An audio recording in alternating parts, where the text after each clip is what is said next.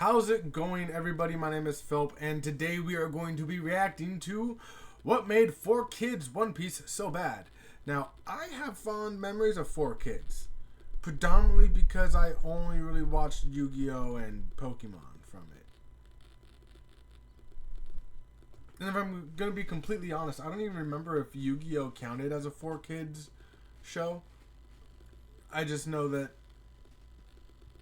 4Kids was predominantly Pokemon. And I loved Pokemon. Still do. It's just, I didn't realize that they made other anime. It makes sense that they did. It just doesn't, I don't know what the other shows would be. So apparently One Piece is one of those shows. Apparently. And right now I'm reading through the manga. And it's a lot of fun. I'm only on book 16, volume 16. So, I'm curious how far this show got. So I'm on where they're meeting Chopper, right? And for context, I have watched all the way up to Zoe, I believe is what it is. The Elephant Island. So I've watched all the way up to there. But I highly doubt that they got past Alabasta. I'd be surprised if they got past Alabasta. Maybe Skypiea. Because 4Kids was early 2000s, right? Early mid 2000s. One Piece started in late 90s, early 2000s. So there wasn't much content there as it was. So I highly doubt they got very far. But let's check it out. I'm curious to see what was so bad about it. Here we go. So here's a little fun fact for you. Not a lot of people seem to remember it these days, but Funimation's not the first group to license and dub One Piece in English. Let me take you back to June of 2004. The Skypiea arc is drawing to its close as One Piece nears its 200th episode. By this point, its audience has a really firm grasp on what this anime is, what it's about, and what it likes to do, and how it likes to do it. And by that, I mean, yeah, everyone who watched it was firmly aware by now that this was a show with a pretty fair degree of things like blood, cleavage, death, and several scenes that are still among the darkest in the series even Lots of today. cleavage. And yet, somehow nobody at 4Kids Entertainment got the memo because they had just announced that they got the rights to it and that they'd promptly be working on a dub and DVD release. But unbeknownst to 4Kids, this dub would go on to be... And you, all buck, no bite. Woof, woof, woof.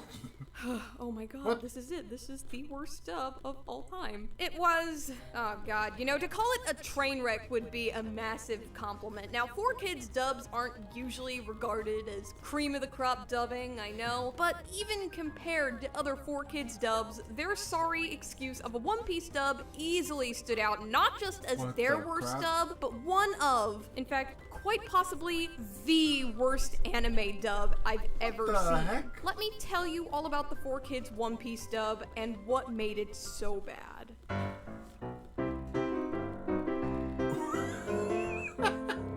What on earth?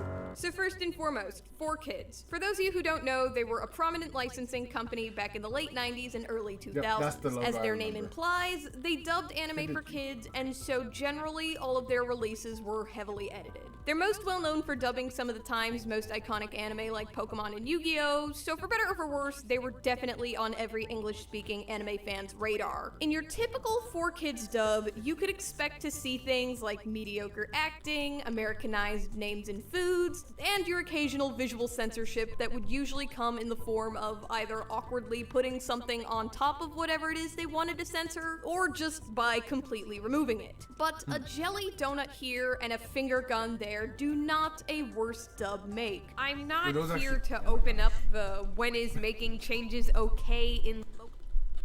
I didn't realize that they changed anything. Obviously in that One Piece thing that they did, obviously. I guess I never realized that they would have changed anything. Even looking back at it before watching this video, I probably never would have noticed. Like, I remember hearing of the lost episodes of Pokemon where a guy, the Safari Zone guy, actually pulled a gun out on Ash, and they chose not to show that here in the U.S. because I guess there was a school shooting, and so they decided not to share that, which I was confused because we never got to see, the Land of the Dragons or whatever the hell it was called, where Charizard kind of left. I and then also the Porygon one. Like, I thought that they just would have taken episodes off. I didn't realize that they completely changed everything. Localized media argument, which is because wild. these dubs were made for young children. They weren't meant to be one-to-one localizations. And although your typical 4Kids dub wasn't always 100% loyal to its source material, it was still an enjoyable experience overall. But with One Piece, it was different. The root of the problem with the 4Kids One Piece dub, which I'll henceforth refer to as Dub Piece, is that even though One Piece isn't considered an adult anime in Japan, it's still more adult than the rest of the 4Kids library. Remember, the 4Kids target demographic was ages 7 to 11. And you can't exactly go around showing clips like this to kids aged 7 to 11 and not expect a reaction from the parents. And that's to say nothing of the network requirements that had to be more so back then than now. I remember I went to the opening release weekend of Deadpool 1, and parents are bringing their 7-year-old child. I'm like, there's full-blown nudity in this. You see a little bit of frontal bits from Deadpool in it. My friend and I were walking out of the movie theater and we're seeing all these people lined up for the next showing. I'm just like, what the fuck, guys? Dealt with. But, there were over 200 episodes available in Japan when they made this announcement, right? So 4Kids should have known that One Piece was gonna eventually turn into this. So why did they buy it in the first place? What possessed them into thinking that this was gonna be a good idea for them? Oh my god, get ready, this is hilarious. So, as an interview ANN conducted with the senior vice president of digital media at 4Kids in 2010, Mark Kirk revealed there probably wasn't any internal research done about One Piece when they were getting it. And even if there was, it was extremely bare bones. What this basically means is that it's extremely unlikely that anyone at 4Kids had watched even a single episode of One Piece at the time. Furthermore, according to Kirk, the purchase of One Piece was before his time at 4Kids, but they likely bought it in a package deal. So in a nutshell, this means that 4Kids, in their hubris, bought One Piece blindly on a whim because it was part of a package deal, because it was rating well in Japan, and because it just looked like something that could fit in their library. If they didn't go into bankruptcy a few years later, they could have just as easily have been duped into buying Higurashi under the same circumstances. But honestly, this explains everything. And they must have realized the deep, dark mistake they made pretty quick. I mean, Shanks loses his arm as early as episode 4. Speaking of which, by the way, surprisingly, that still happens in Dub Piece. So let's talk about some of the most frequently seen edits. You can't have guns and... Wait, did Zoro still have his swords? So you can't have guns, but you can have missing body pieces that they made. Well, for starters, every episode started with the now iconic sound of Yo! Don't give it up, Lupe. Don't give it up, Solo. Don't give it up, Nami. Don't give it up. What the heck? I'm not gonna play the whole opening, but you get the idea. Anyways, the devil fruits are now cursed fruits. All the alcohol, which is a lot of alcohol, is now fruit juice. Smoking is now completely gone. Sanji has a lollipop, and Captain Smoker, who's been renamed Captain Chaser, just has his teeth out all the time. Oh, and speaking of teeth, they did this at one point. But moving on, the guns are now recolored to look like toys, the Marines are now the Navy, blood and cleavage are completely gone, and finally, there's a lot more puns and dad jokes. Your attitude's the pits. Cherry, peach, or apricot? So, yeah, that's just the basic list of edits you could expect to see in most episodes of Dub Piece, which is an awful lot, isn't it? If you were looking for a dub that was at least mostly, or god, even at least half loyal to its Japanese original, this was absolutely not it. And nothing made that more abundantly clear than the Arlong arc. Even now, as the series nears 900 episodes, this arc still has some of the most dramatic and memorable scenes in the whole series. So, how did 4Kids deal with these scenes? Let's take a look. There's one scene in particular I want to focus on, the first particularly dark thing to happen in this arc. And the way 4Kids handled it, I think pretty well encapsulates how they'd go about the rest of the arc. It's just... God, it's absolutely ridiculous. So, what's going on is that Nami has to stab Usopp to prove her loyalty to Arlong. Nami, of course, doesn't want to stab Usopp because she's not loyal to Arlong at all, but she doesn't want Usopp or any of the other Straw Hats to know that. As a matter of fact, she wants them to get out of there and stay safe. So Usopp lets off a smoke bomb in an attempt to escape, but Nami finds him, puts her hand in front of him, and stabs her hand so it looks like she stabbed Usopp. Everyone thinks she's killed Usopp and is loyal to Arlong, but in actuality, Usopp is safe. This scene caught everybody totally off guard. It's incredible, it's brutal, it's a totally unexpected demonstration of her resolve. It's a fantastic scene. So then, how did 4Kids make this scene appropriate for kids aged 7 to 11? Let's take a look. Time for my smoke star! Sounds a bit weird already. Usopp, give me more smoke cover and let me have your rubber knife. Now! Hey, Nami, just please don't hurt me! Yo, he sounds so weird. This'll save my plan. Knife's in this pouch. Got the knife. Now follow my lead. Remember, it's your rubber knife. Better be.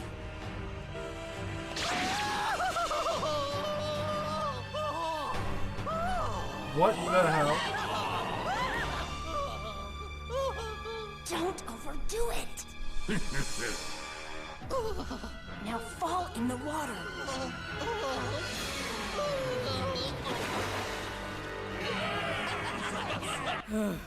A rubber knife. A rubber knife. A rubber knife that we have heard nothing about up until this point, no less. A rubber knife that cannot cut anything except all the gravity and impact that this scene originally held.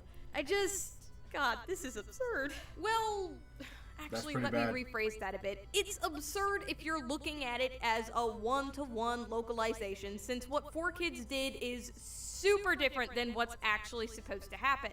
But they also couldn't just show Nami stabbing her own hand to their core audience of children. And with that in mind, they made the right call with this scene. They did what they had to do to conform with their network requirements and make it TVY7. I get it. But incidentally, do you know what else would have worked better in this situation? Doing a single Google search on One Piece, or maybe just paying one of your employees a few hundreds of dollars to watch a few episodes before you spend a few... Okay, sorry I'm pausing right there. But if you're gonna pay someone to watch One Piece, I don't think that's a bad idea. Especially if you're gonna have to recreate it for people. For younger audiences. Just like there's a reason, which I only found out of, there's a reason why they cut out season 0 of Yu-Gi-Oh! Or what people consider season 0.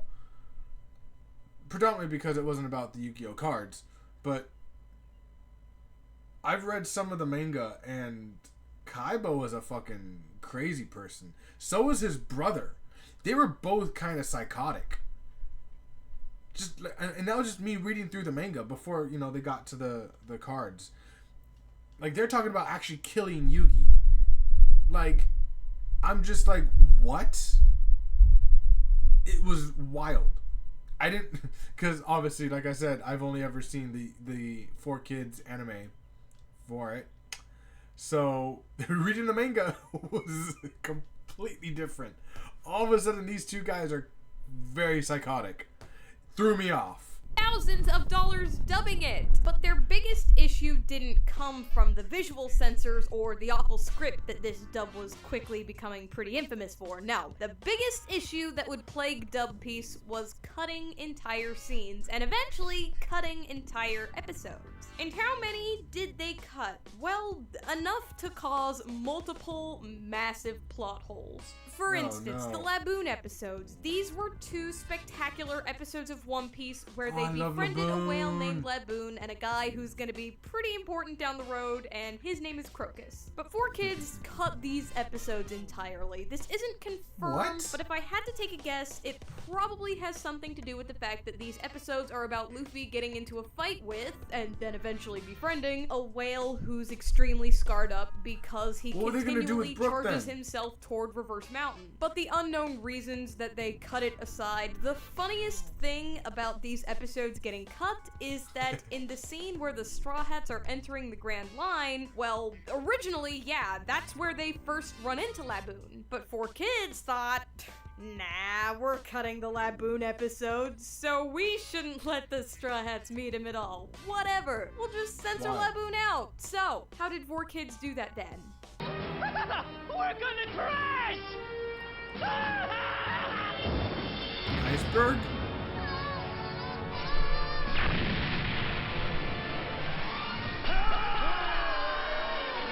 So much for that iceberg! Yeah, they made him an iceberg. But beyond just being ridiculous, how is this a plot hole? Well, the mutual friendship of Laboon is the reason why Brook joins the crew much later in the series. Had Dub Piece got to Thriller Bark, they would have had to come up with an entirely new reason for Brook to join the crew. As if that weren't enough, they probably would have had to completely remove his backstory, considering they had a pretty strict no death allowed rule. Oh yeah, no, that was... Nobody tell them about Marineford. Oh, what makes this Laboon decision... Yo, how would they have done Ennie's Lobby as well with the, you know, not... An especially odd one to me is that he still appears in One Piece Pirates Carnival, which was a party game on the PS2 that came out while 4Kids was still in charge of One Piece. A weird decision, but I mean, okay, I guess. But the biggest plot holes in Dub Piece came from removing the Little Garden arc. Now, the Little Garden arc, well, it's little. It's only 8 episodes. That said, it's also a pretty brutal 8 episodes. Again, it's important because once you get to Ennie's Lobby, you know, Usopp tells them about, you know, the other two giants about, hey, we met these two giants on this island called Little Garden, and that's kind of how they befriended them. Isn't like... that I'm sure 4Kids didn't think would end up being very important, so that's my guess, at least, as to why this arc ended up getting cut. But, I digress. Also, sorry, I'm pausing it. How are they then talk about Nami getting sick? Like, well, she just got sick through the ocean or something? She ate something? Like...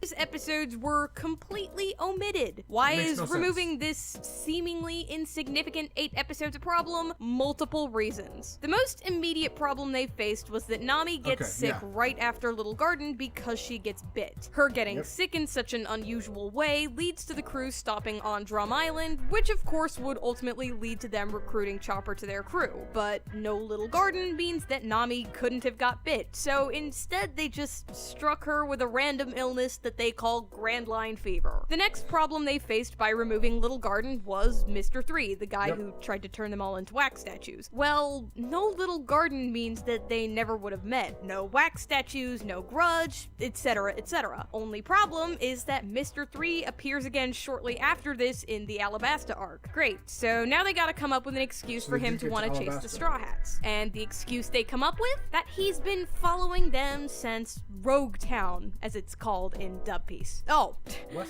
But wait a minute, Mr. Three's organization hadn't even heard of the Straw Hats till the Whiskey Peak arc. Oh, I'm sorry, Misty Peak. So for him to have been following the Straw Hats since Roguetown literally makes no sense. And finally, there's Dory and Brogy, the two giants that the Straw Hats befriend and learn about a place called Elbaf from. They only appear in this arc, but they get mentioned a lot as the series progresses because Elbaf ends up becoming a pretty important place. Had Dub Piece continued, God, they would just be out of luck, plain and simple. And of course, like Laboon, despite all this, Dory and Brogy still appear in Pirates Carnival for some reason. And while Dub Piece continued on its course, its increasingly heavily edited course, 4Kids was starting to run into financial problems. In response, they decided to focus on their own properties rather than their licensed properties like One Piece, and ultimately they would just cancel production on One Piece in 2006. That's why Funimation was able to buy the rights to One Piece in 2007, effectively ending Dub Piece once and for all. But, of course, I'm not here to tell you about the end of 4Kids, I'm here to tell you about the end of Dub Piece, and so the end of Dub Piece I shall talk about. The last episode of Dub Piece came out in September of 2007.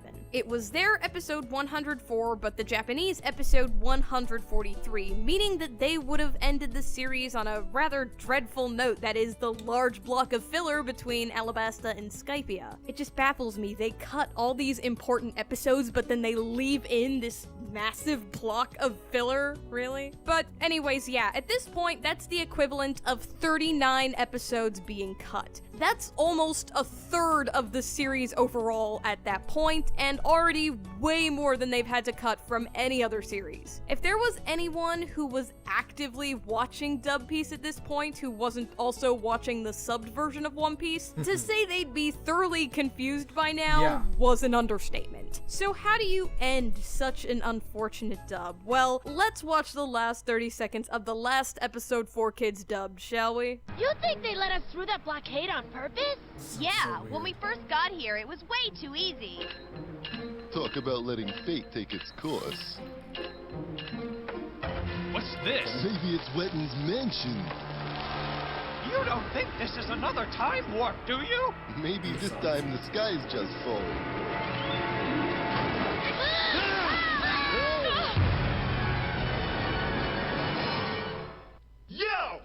All right, dude. Really? Surf's up. And there it is. That's how Dub Piece ended. I can only interpret this as them ending the series on a passive-aggressive note by breaking their own rules and killing the Straw Hats. What a way to go out. But that's the story of Dub Piece, the first One Piece English dub that was, in fact, that bad, all because 4Kids thought they didn't need to watch it before they bought it. You know, they tried turning a violent and sometimes dark anime meant for older kids and teens into a family-friendly TV Y7 anime for young kids, and surprise, it didn't work. There's really nothing else I can say to help you realize just how fully awful this dub was, so to close this video off, I want to share one last clip with you. So, on 4Kids TV, they had this trivia challenge short for One Piece, and it was called Secret of the Seas, and, God, here, I'll just let you watch it. Hey everybody, I'm Luffy, the captain of the merry-go. And what would a captain be without his lucky hat? So why don't you try stretching your noggin around this one? Who gave Luffy his lucky straw hat? Was it Usopp, Shanks, or Sonic? All right, dudes. Surf's up. So I'm kind of glad I never watched the original dub of One Piece. I have watched the dub of One Piece now. I've watched kind of what I tend to do is if I really get interested in an anime, I watch it dubbed and subbed. Okay, so I've watched My Hero Academia both dubbed and subbed. Dr. Stone, I've watched Kaiju number 8 both dubbed and subbed. When I get really invested in something, I watch both. And then if I get even more invested, I tend to buy the mangas, which you could catch back here. There's no point in doing it. I love it, honestly. And also part of, Go Loser Ranger. So if that continued, I don't know if I would have continued watching dubbed. No, and I could understand if that's how every dub was. I could understand why people give so much shit to dubbed. I could understand, but sometimes I'm just like, you know what, the dub isn't that bad on some things. I haven't watched maybe I just haven't found any really bad dubbed yet. Like, I haven't watched 4Kids version of One Piece. So let me know some bad dubbed anime. That would help me understand why people give dub so much shit. I mean, this one talks about what made the Ghost Stories dub so different. I've never heard of Ghost Stories. And then One Piece, and then Izumi-kan. So, should I check out Ghost Stories or funny moments from Ghost Stories, or give me something else maybe? Let me know in the comment section below. I am all about checking out new anime, especially if it's silly. Okay, so thank you guys so much for watching. Let me know in the comment section below. Subscribe for more content, and I will see you guys next time.